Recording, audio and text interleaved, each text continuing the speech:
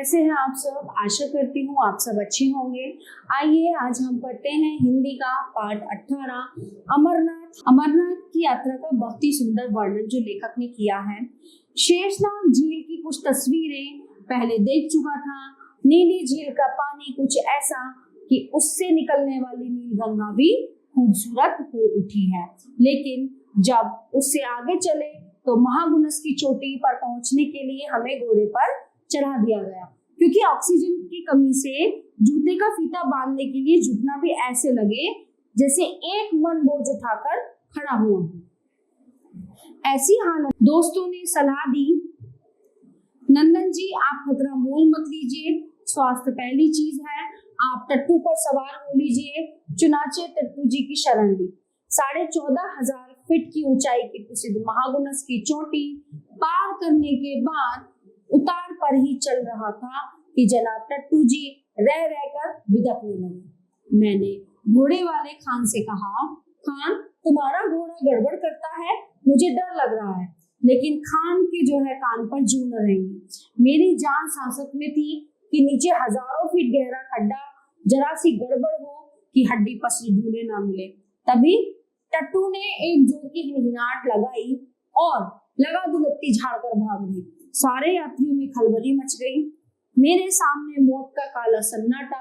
जिंदगी अपने बचाव के लिए किस कदर चिपटती है कि जो घोड़ा मेरी जान लेने पर उतारू था उसी से बुरी तरह में चिपटा जा रहा था।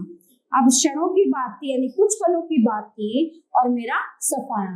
लेकिन पता नहीं क्या कैसे हुआ कि मैं जमीन पर सही सलामत और खान करा रहा था। उसे घोड़े की लत्ती लगी थी। घोड़ा तो लत्ती मारता है ना, पीछे दोनों पैर मारता है, तो उसे जो है घोड़े की लात लग गई थी। तो शायद समा कुछ दूसरा ही होता। दुलत्ती लगती उतर कर दुलत्ती लगती तो शायद समा कुछ दूसरा ही होता। मैं उतरकर 1 मिनट खड़ा रहा, नहीं पता इसलिए कि परमात्मा का धन्यवाद दे रहा था, या इसलिए कि श्रद्धावान लोग कहते हैं कि तीर्थ करते हुए यदि प्राण चले जाएं तो आदमी सीधे बैकुंठ जाता है। मेरा बैकुंठ का टिकट कैंसिल हो चुका था और लोग मुझे छू छू कर देख रहे थे। जाको राखे साइया का जाप करते लोग गुजर गए। ऐसे में लोग पाप पुण्य का हिसाब लगाने लगते हैं, वो करने लगते हैं ना आपस में बातचीत, ऐसे हो जाए वैसे हो जाए। मैं अभी इसी शक्ति से नहीं उबर पाया था कि गड्ढे की तरफ अगर मैं गिरता खाई की तरफ तो मेरा क्या होता। अब बहरहाल इस हादसे से मेरी तथाकथित साहसिक यात्रा, अमरनाथ की यात्रा, अमरनाथ की तीर्थ भावना का उठ भी ले बैठी और मैं स्वभावतः तर्क की कसौटी पर श्रद्धा को भी कसकर देखने लगा। देखने वाला कैमरेबाज यात्री ईश्वर शक्ति पर आस्था रखकर पैदल आगे बढ़ने लगा। लेकिन इस व्यक्तिगत हादसे के संदर्भ में आपको शुरू से मैं अपने साथ ले चलता हूँ। ओके, हुआ यूं कि एक दिन एक फोन आया, नंदन जी कश्मीर चलिएगा? चलूंगा, अभी गया नहीं हूँ। कब चलना है? मैंने जवाब दिया, बताऊंगा। प्रेम कपूर और छोटे भी चल रहे हैं। इसी तरह मैं इस महायात्रा का एक यात्री बनकर जुड़ गया था। जाने के दिन तक सारी तैयारी पक्की की। दिल्ली स्टेशन से जम्मू तवी तक रेल में और फिर बस से पहलगाम। जम्मू तक और भी कई बार जा चुके थे, मगर इस बार की यात्रा का कुछ दूसरा आनंद था। सैलानी मूड में बेर भी लेकर किसी स्टेशन पर खाए तो सेब का मजा दे। जब जम्मू पहुंचे तो मारे गर्मी के दम निकल जाए, इतनी गर्मी लग रही थी। भला हो मेरे जम्मू रेडियो के मित्र वीर सक्सेना का, जो अपने 1 दर्जन नौजवान लेखक मित्रों के साहचर्य से दिन भर दिल ठंडा किए रहे, वरना जम्मू की गर्मी कश्मीर का नाम बदनाम करने पर तुली हुई थी। इतनी गर्मी थी वहां पे। सुबह की बस टिकट बुक करा लिए गए थे। रात काटने के लिए बस अड्डे के सामने टूरिस्ट हाउस में 2 कमरे लिए गए। रात आराम से कटी और सुबह तड़के उठकर सामान लेकर बस अड्डे पर जा लगे। सामान लादा और ड्राइवर साहब पूरे जम्मू शहर का चक्कर लगाते हुए हमें पहलगाम की ओर लेकर चल दिए। जम्मू शहर की परिक्रमा का कारण तब पता चला जब ड्राइवर साहब की पत्नी उन्हें हाथ हिलाकर विदा करने अपने घर से बाहर आई। जम्मू के आगे छोटे बड़े टीले पहाड़ियों में बदलने लगे और दोपहर तक पहाड़ियां पहाड़ों की शक्ल में ढल गई। चक्कर खाती हुई बस पाटनी टॉप पर आकर रुकी तो हवा का ठंडा झोंका कश्मीर की जलवायु की वानगी देने लगा। पाटनी टॉप पर जम्मू कश्मीर सरकार ने पर्यटक निवास बना रखे हैं। हरे भरे पाइन के सीधे तने खड़े हुए वृक्षों के बीच लाल छतों वाले मकानों की शोभा देखते ही रह जाने लायक थी। मगर बस वाला भी इस निगाह से बस चलाता तो पहलगाम पहुंचना नामुमकिन हो जाता। दोपहर का खाना पटनी टॉप से उतरकर खुर्द में खाया गया। इसके बाद की यात्रा दरियाए चिनाब के इलाके की यात्रा है, जो बहुत ही पहाड़ों से घिरा है। फुसे पहाड़ के धसके दिख रहे थे। थोड़ी सी बरसात पड़ी नहीं कि पहाड़ ऊपर से धसके और रास्ता जाम हो जाए, मतलब वो खिसक जाए।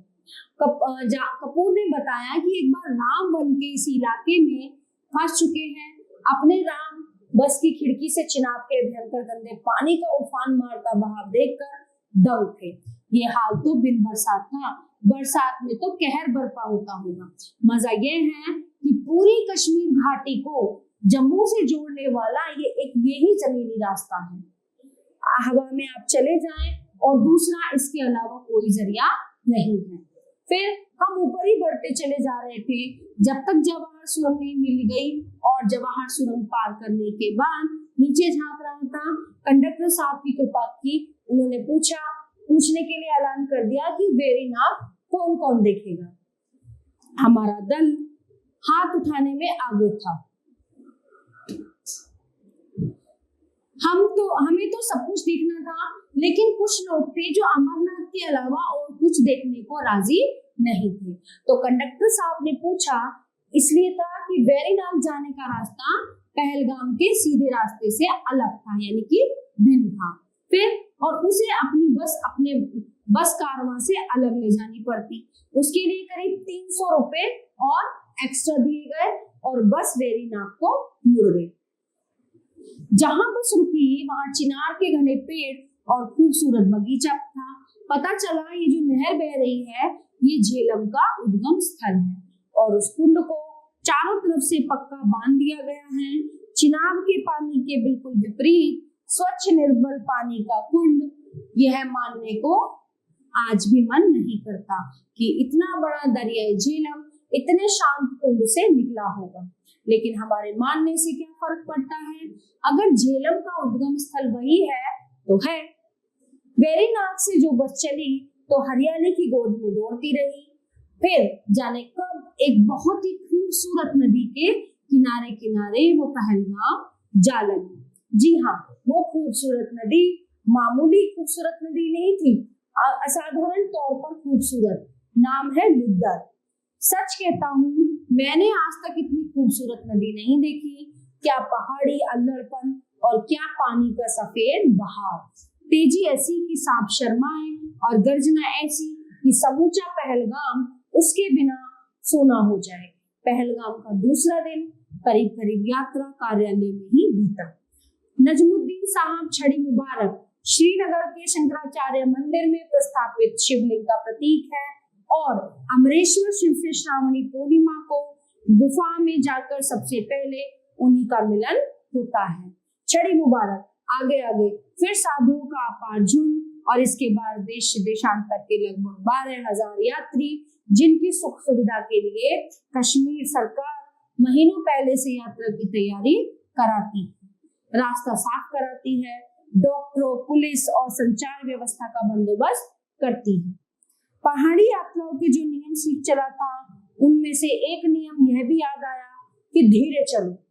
वह भी करके देख लिया, लेकिन थकावट आनी शुरू हो गई तो जैसे दौड़ती हुई आई। आधे मील के अंदर यह हालत हो गई कि एक शिला की शीतल छांव में ढूंढनी पड़ी। आगे पीछे देखा तो थोड़ी दूर पर केवल छोटे अपना डंडा खटकाते चले आ रहे थे। हमें सुस्ताता देखकर उनके भी जान में जान आई। कपूर कहीं बहुत पीछे, संतोष कहीं बहुत आगे। अपना 5वां साथी बैरा हमने बहादुर कहना शुरू कर दिया था।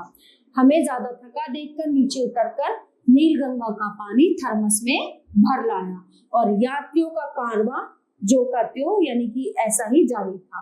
धीरे धीरे हम लोग हंसते सुस्ताते बैठते बतियाते चंदनबाड़ी के नजदीक आ गए। हमें पहले पड़ाव चंदनबाड़ी में ही रात बितानी थी। रास्ते में देखा गया कि ऐसा भी यात्री था जिसके टांग ही नहीं थी। बैसाखियों के सहारे ये हमसे ज्यादा तेजी से चल रहा था। इससे हमारी 2 सही सलामत टांगों का स्वाभिमान जागा और रफ्तार में तेजी आई। नीलगंगा के किनारे बसी हुई ये बस्ती धार्मिक दृष्टि से बहुत महत्वपूर्ण है। कथा के अनुसार एक बार काम, क्रीड़ा और खेत का बातों में भगवान श्री सदाशिव का मुख श्री पार्वती के नेत्रों के साथ लग गया। नतीजा ये हुआ कि उनका मुख अंजन के कारण काला हो गया। भगवान सदाशिव ने अपने मुख को काला देखा तो उसे श्री गंगा में धोया, जिससे गंगा जी का रंग काला पड़ गया। इस जल के स्पर्श से महापापों का नाश हो जाता है ना। जो हमारी नदियां हैं उनकी जो है बहुत तरह तरह की कहानियां हैं उनके ऊपर।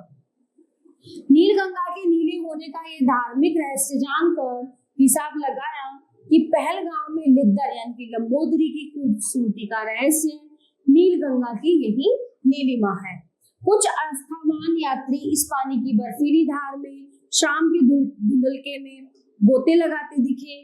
चारों ओर पहाड़ी से घिरे समुद्र तल से 9,500 फीट की ऊंचाई पर चंदनबाड़ी के मैदान में यात्रियों का कोलाहल, इंतजामकारियों के लाउडस्पीकर ध्वनियों और घोड़ों की हिनहिनाहट सब लहराती नीलगंगा में हो जाती है। अपने टेंट के नंबर का पता लगाकर उसमें बिस्तर जमाए गए।